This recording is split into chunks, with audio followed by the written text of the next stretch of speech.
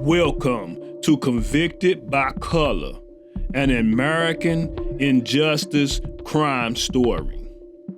Eyewitness testimony is one of the most powerful forms of evidence in a courtroom. When someone points and says, "That's the person," juries listen. But what if that certainty is wrong? This is the story of Ronald Cotton, a black man, innocent, who lost 11 years of his life because of a single eyewitness mistake. In 1984, a young woman was brutally assaulted in her apartment in Burlington, North Carolina.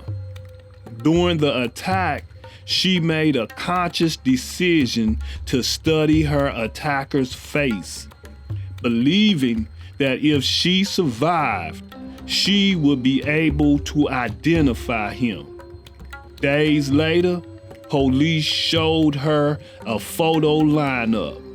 She pointed to Ronald Cotton.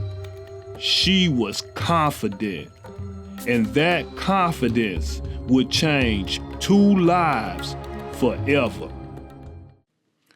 Ronald Cotton was arrested shortly after the identification, despite maintaining his innocence from the beginning.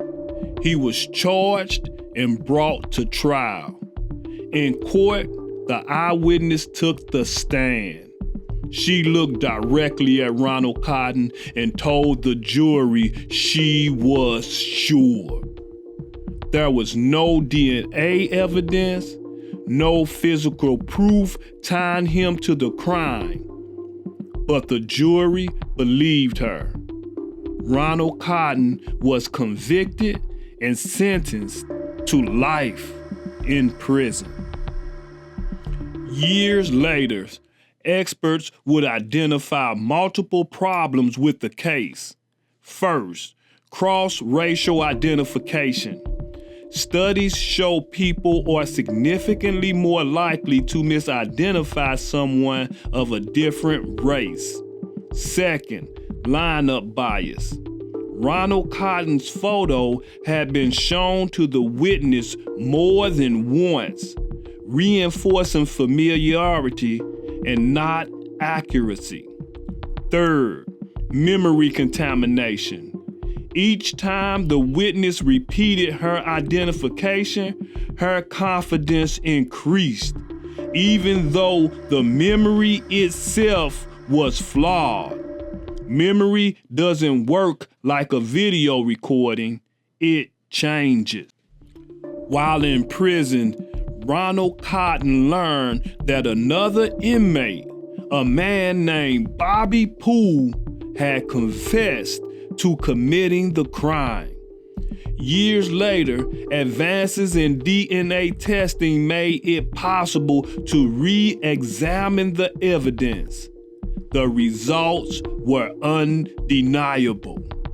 The DNA did not match Ronald Cotton, it matched Bobby Poole. After spending 11 years in prison, Ronald Cotton was officially exonerated in 1995.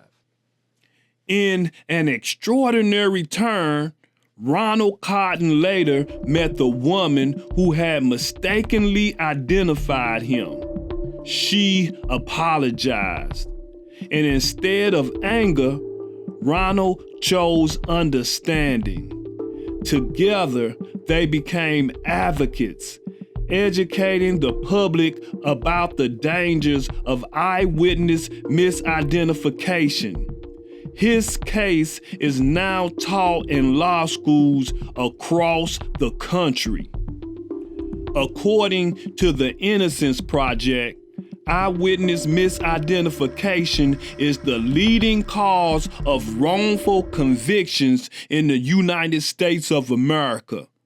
It plays a role in nearly 70% of DNA exoneration cases.